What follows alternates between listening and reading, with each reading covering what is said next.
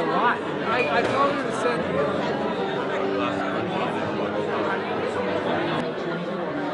You can say hello. Hi. Nice to see you. I was born in Russia, so we had a different system in those days.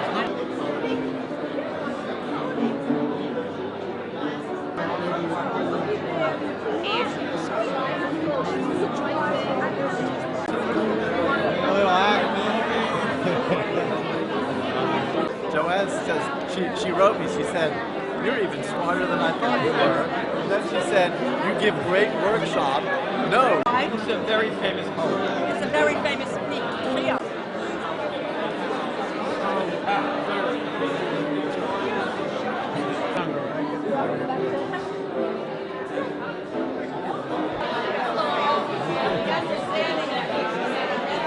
He's crashing. He's an intern candidate, but he's also the librarian. You got it. How wonderful it is to see so many unfamiliar faces here tonight. Oh, actually, I know many of you. Okay. We've heard over the past 20 years how psychoanalysis is dead. Well, here we are. The Psychoanalytic Review stands as a monument to the vitality and diversity of our field.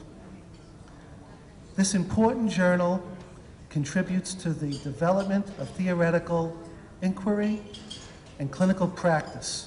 Its value is immeasurable. NPAP is proud to shepherd the Psychoanalytic Review as we look forward to the next 100 years. It's my pleasure to present the current editor of the Psychoanalytic Review and a board member of the National Psychological Association for Psychoanalysis, and the man responsible primarily for tonight's event, Dr. Alan Barnett.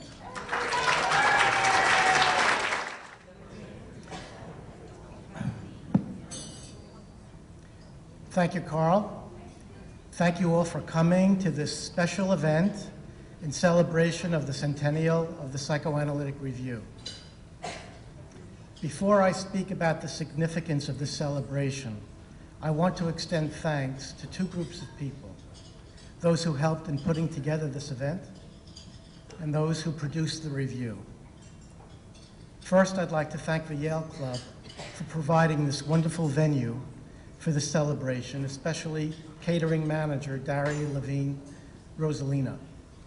I'd like to thank the NPAP Board of Directors and the NPAP community for making this possible, and to the NPAP office staff who helped with all the administrative work related to this event. Special thanks to the Centennial Dinner Party Committee, Jerry Gargiulo,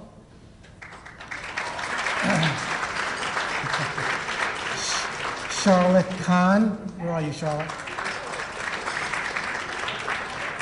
And Evan Malater, for their great work as consultants, their ideas, and time in planning and organizing this event to make it a success. Just a few examples: the music, the menu, Jerry's tedious work with the seating, Charlotte's escort cards, and Evan's signature mugs. Lastly, I'd like to thank my wife Danielle for her help. She graciously gave her time, creative ideas, support, and encouragement in executing this party.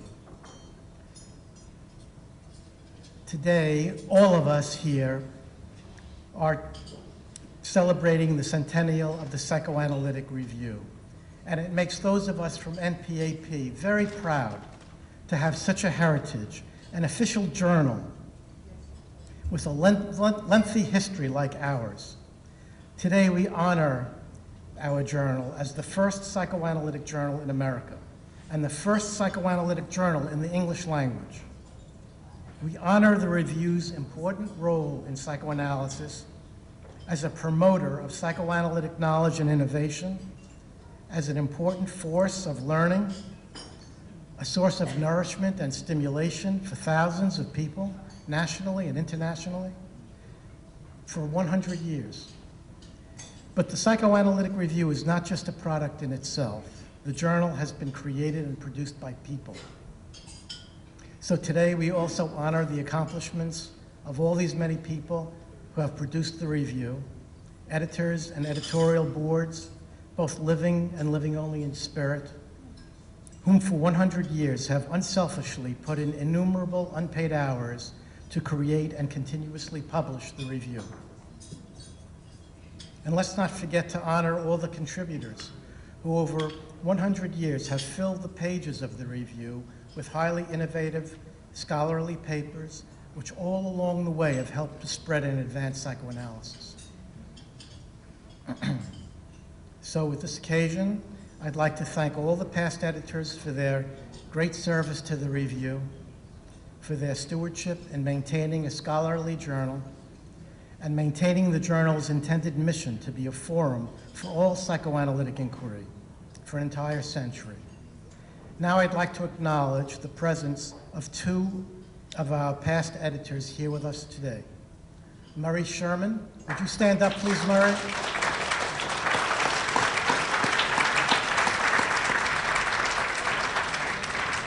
And Leila Lerner. Leila, would you stand up please?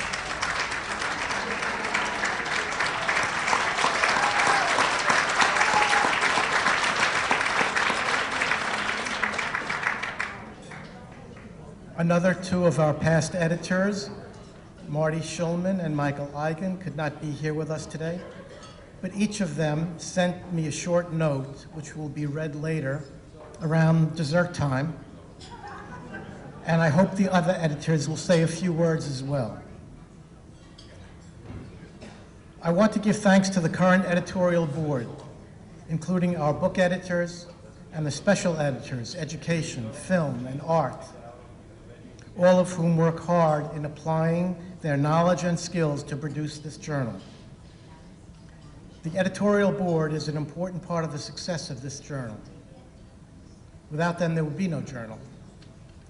And if you'd like to know who they are, their names appear on the journal's masthead and in the slideshow. And many of them are with us today. And would all the members of the editorial board please stand up so everyone can see who you are.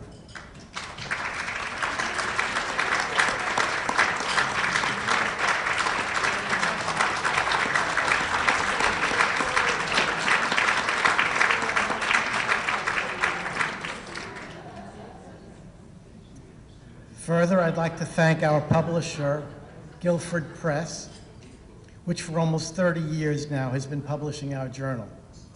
They are great people to work with, very cooperative, not to mention that producing the 100th anniversary series of issues has been really an example of cooperation and professionalism. Now, some of you may ask, how come we celebrate 100 years of the Psychoanalytic Review when our organization is just turning 65? Well, our journal has a rich history. The present Psychoanalytic Review can be traced to a merger of two important journals. The original Psychoanalytic Review, co-founded in 1913 by William Alanson White and Smith Eli Jelliff, and Psychoanalysis, the youngest psychoanalytic journal at the time, founded in 1952 by Theodore Reich, and the first non-physician psychoanalytic journal. When the original Psychoanalytic Review was launched, Jelliff and White had a very liberal orientation for the journal, as Jelliff conveyed in 1914. The review, he said, aims to be Catholic at its tendency, a faithful mirror of the psychoanalytic movement, and to represent no schisms or schools, but a free forum for all. This contradicted Freud's vision at the time, which was to keep psychoanalysis centralized around the orthodox position. But White and Jelliff's original version for the journal, to be as tolerant and democratic as possible, all inclusive of psychoanalytic thought, was maintained not only by them, but by all its subsequent editors. Who were these founders of our journal? William Alanson White and Smithfield I. Jelliff were prominent American psychiatrists, titans of their time, who produced numerous publications that were highly effective in integrating and substantially extending psychoanalysis in this country. Even though they were already publishing psychoanalytic work in their monograph series, Jelliff and White wanted to develop a journal exclusively dedicated to psychoanalysis. In Europe, such journals already existed, launched by Freud with the help of Jung, Steckel, Sachs, and others. But at the time, there was no psychoanalytic journal in the English language. Both Jelliff and White were passionately determined to spread psychoanalysis in America, and the psychoanalytic journal would be an important vehicle. Their enthusiasm about psychoanalysis is reflected in the Freud-Jelliff correspondence. In 1939, Freud recognized Jelliff's passion for psychoanalysis by writing, "I know you have been one of my sincerest and staunchest adherers through all these years." And in a 1929 letter of Jelliff's to Freud, Jelliff writes about William Alanson White. White is chiefly of service to psychoanalysis as he travels a great deal, addresses many societies all over the States, and is greatly in demand. He outlines the principles of psychoanalysis everywhere and has done more for its extension over the USA than any one other individual. White and Jelliff were also great defenders of psychoanalysis. For example, a few months after the review was founded, White, at an American Psychiatric Association meeting, responded to a paper scathingly critical of Freudian theory by stating, "I am a psychoanalyst. I want the truth, and I am willing to welcome any light that may be thrown upon the situation. I appreciate psychoanalysis, for I have been confused by actual clinical contact with patients in regard to the underlying principles and meanings involved. And so I know there is an element of truth in the whole movement which would be extremely unfortunate for us to discard at this point." Their strong belief in the psychoanalytic movement motivated them to give access to all psychoanalytic thought in the Psychoanalytic Review. Moreover, during their editorship, they didn't only publish translations of European psychoanalysts and abstracts from European journals, but original papers by European as well as American psychoanalysts. A good number of these original articles were published on psychosis by the psychoanalytically oriented authors on the staff of St. Elizabeth's Hospital in Washington, D.C., which White headed, as well as on other areas of psychopathology. During their editorship, the journal also addressed the psychoanalytic understanding of culture. Some of the many important contributors of these earlier articles are named in the slideshow. Jelliff and White were so passionate to keep the review published that even when the review had financial difficulties during the Great Depression, they were willing to use their own funds to support its ongoing publication. During their co-editorship, the review functioned without an editorial board. But after White's death in 1938, Jelliff, as sole editor, created an editorial board for the journal. At Jelliff's death in 1945, the review was edited by Nolan D.C. Lewis, another prominent psychiatrist, for 12 years. Under his editorship, the review remained consistent in its non-exclusionary, non-dogmatic editorial policy, even though this tumultuous period in psychoanalysis was characterized by intensified exclusionism and differential adherence to theoretical positions. The intensified controversy was due to emigre analysts from Europe, who after their arrival in America continued to develop their theoretical positions. A number of these important analysts would become contributors to the review and members of its editorial board. One of those important European analysts, Theodor Reich, a lay analyst, emigrated to New York in 1938.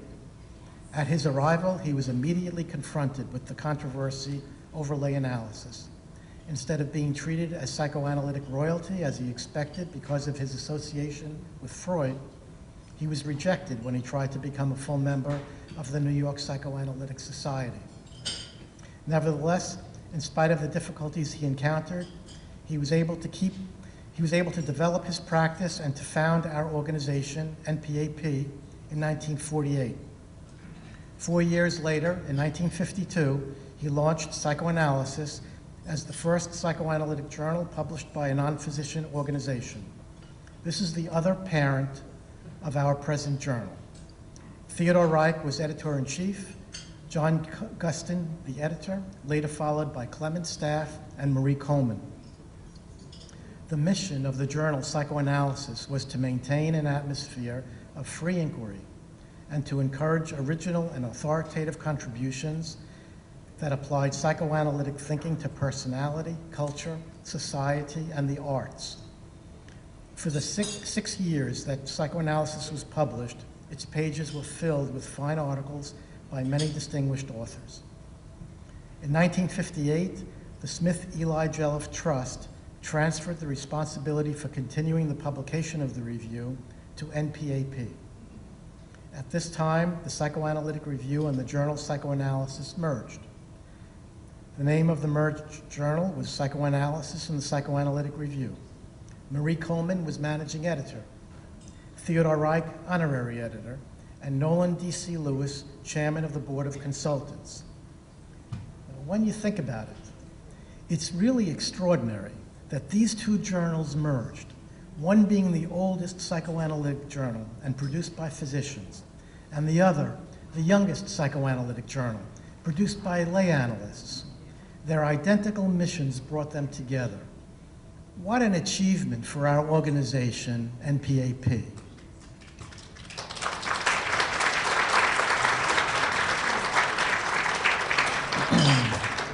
Here is an excerpt of the statement of purpose of the newly merged journal. The pages of this review are open to all, whatever their orientation, whatever their professional affiliation, who concern themselves with the promotion of the psychoanalytic study of mind and culture. Beginning with 1963, the journal returned to the name the Psychoanalytic Review, and through its contributors reflected all the changes taking place in psychoanalysis at that time. The volumes of the review since this time are a treasure house of publications on theoretical and clinical psychoanalysis.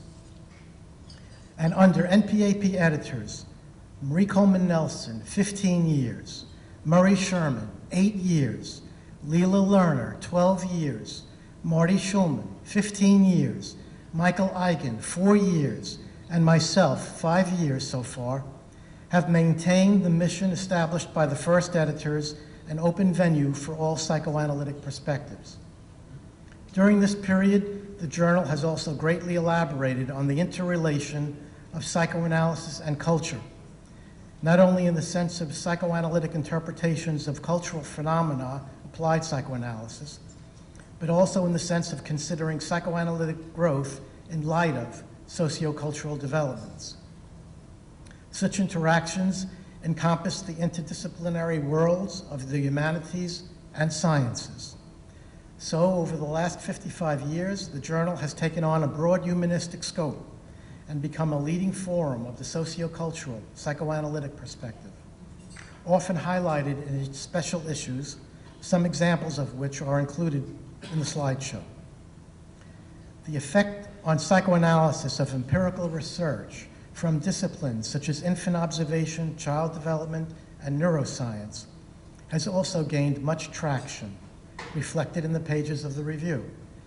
With these developments, the dissatisfaction with Freud's metapsychology broadened, and combined with a questioning of the generalized efficacy of standard treatment techniques, set in motion a fragmentation of psychoanalysis into conflicting schools. The ongoing theoretical conflicts and evolving perspectives of these years have been well represented by the review. Thus, the review during these 100 years of publication has distinguished itself by a rich archive of well-written articles that, taken together, reflect the important role of the psychoanalytic review in the complex evolution of psychoanalysis. Throughout its history, the review has remained faithful to its origins in serving the entire psychoanalytic community embracing its many theoretical differences, while other major psychoanalytic journals that historically had been orthodox are now following our lead towards non-sectarian, non-dogmatic editorial policies. This is another reason to feel proud tonight in honoring our journal, not only as the first psychoanalytic journal in America, but also for its democratic and all-inclusive policies for 100 years. Many happy, constructive, and fruitful years to the review, and to all those who produced the review, to all its contributors, and to all its readers. Let's toast, I've got my glass, let's toast in honor of all these people. Thank you.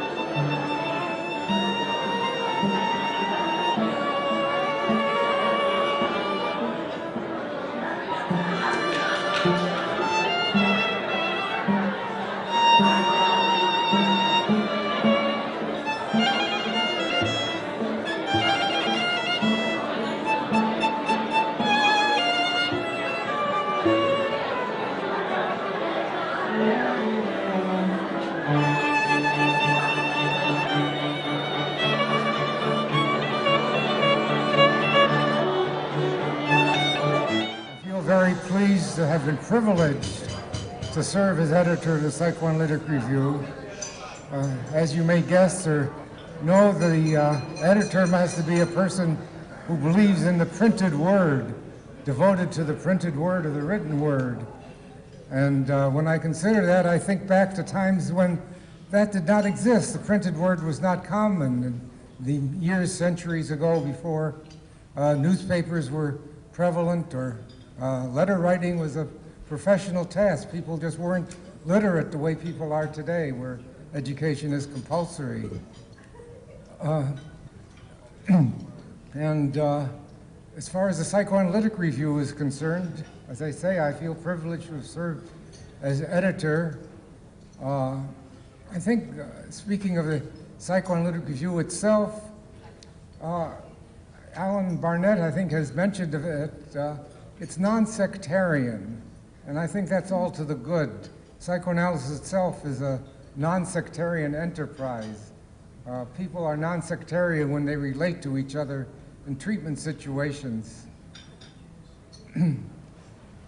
And now, Freud himself did not particularly take well to non-sectarianism.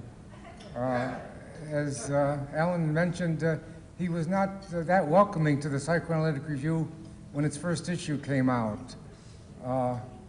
He didn't like people to be too eclectic, too non-sectarian.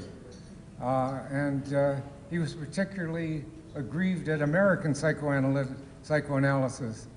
And his quote, the one that I like, he said that American analysts frequently quote their eclecticism as a sign of their broad-mindedness, whereas, quote, it only shows their lack of judgment, unquote.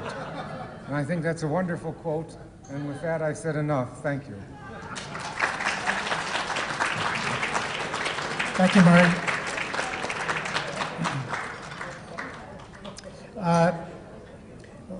Lila is going to pass on saying a few words.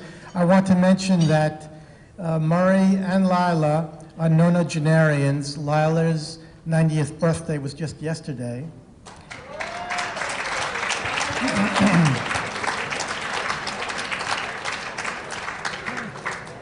And now I'm going to ask Jerry Gargiulo to read a note from Marty Schulman. I had the honor of being associate editor when Marty was the editor of the Psychoanalytic Review, and he wrote a few words that I'll read to you. Congratulations to the review on the centenary of its birth. Castro once said, "History will absolve me." And I think the same has already applied to our journal. Our journal, okay? Other psychoanalytic publications have followed our prescient lead, in being open, non-sectarian, and reflective of the true Freudian spirit of independent scientific inquiry. In Yiddish, we say, until 120. However, in this case, the wish is not for another 20, but at least another centenary. Best Martin Schulman. Let me add, nice, okay. If I may, let me add broad cultural background. Marty quoted Yiddish, I'll quote Italian. In Italian we say, per cent'anni, for another 100 years. And I think we are all truly happy that this second 100 years is initiated with such a dedicated, intelligent, committed editor that we have. Thank you.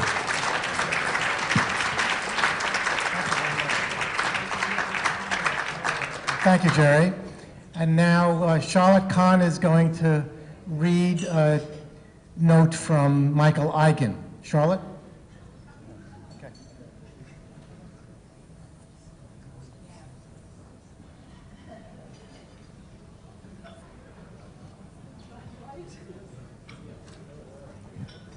First, I'd like to say that I feel honored to be here and very happy. This is my professional home and has been for many decades. When I heard that I was going to read Michael Eigen's statements, and I did read them first at home, I noticed that he referred a lot to Marie Coleman. She also was one of my supervisors. And so I looked on my bookshelf and I found this very first issue of Psychoanalysis and Psychoanalytic Review. And inside, by the way, it was $1.50. Inside, I found a letter with a heading, Psychoanalysis and Psychoanalytic Review. And it says, the Board of Editors of Psychoanalysis has recently acquired rights and title to the Psychoanalytic Review. Henceforth, the publication will issue under the joint title of Psychoanalysis and the Psychoanalytic Review. And it goes on a bit, asking us to subscribe. It would be a great pleasure to be with you to celebrate the 100th anniversary of the Psychoanalytic Review. I promised my sister over a year ago to save this date to go to her first grandson's bar mitzvah. And so I'm in Texas, but will tip a glass to you this night. I want to say a word about Marie Coleman. Marie Coleman Nelson, he writes, and our relationship. I met her when I was a student in her case presentation class in another institute in the early 1970s. Another student and I were chosen to present a case which we followed each week for the whole course, possibly 12 weeks. After the first several weeks, I could not bear it anymore and abruptly left the class during my presentation. One needle too many. It seemed I couldn't do anything right. All week I debated, should I return or not? I'm good at not making decisions. The evening of the class, I found myself going there. My body, maybe it was my chest, just picked me up and we were on the way. Well, who could have predicted? From then till the end of the semester, Marie kept pointing out good things about my work. The about face was scary. To compound it, about 2/3 in through, she accepted a paper I submitted to the Psychoanalytic Review. She was the editor. I'm not sure for how long, maybe 17 years, but I think you said 15 years, right? Okay. I'm not sure what we went through, but we really went through something. I won't try to analyze it here, but something happened inside me, and I think her. We fell in love with each other. And when she accepted my paper after our fallout and return, the words formed throughout my body. Her money is where her mouth is. As we grew to know each other, this manifest tank turned out to have sensitivity of a poet. In fact, she honored me with, with something she rarely did. She showed me her poems. She was a closet poet, a good one. She did not finish college, but was in love with writing and culture and intelligent men. When she picked up and left and moved to Africa, we corresponded, and her descriptions of life in Africa brought the world she lived in alive. She asked me to be the go-between with a book we co-edited, and I got Masood Khan, or Khan, and James Grotstein to contribute. It was Khan who named the book Evil, Self and Culture. It was partly through her I learned what editing can be. Some papers had good things in them, but the writing was filled with weeds and brambles. She cut this, rearranged that, and poof, the paper breathed, and the nearly hidden gems appeared. In contrast with many experiences I had along the way, she showed by example that her job was to bring out the true writing of the writer, what really was there. I thought one writer in particular would be mad, but the opposite happened. He was grateful someone finally helped him. At the same time, she accepted every paper I sent to the review without changing a word. I felt profoundly supported as person and author. Some of you who write may know how important it is to have good outlets for your work. I would love to share many stories about Marie, her toughness and sensitivity, her love and wisdom. I never had a conversation with her that didn't give me something. And perhaps sometimes the reverse may have happened as well. Once, after being away for a long time, she asked, "So, what's doing creative things? Who's doing creative things?" And I told her, and she read them, her psychocultural landscape always growing with gleaming that could cut through nonsense and make life shine. Thank you. Thanks a lot, Charlotte. This is really a wonderful moment for NPAP. We're going to cut the cake now, and we're going to enjoy our dessert. I'm going to encourage all of you to please come up and take a look at this cake. It's incredible. They made the cover of the review right on the cake. So I think you'll enjoy it, and hope you enjoy the rest of the evening.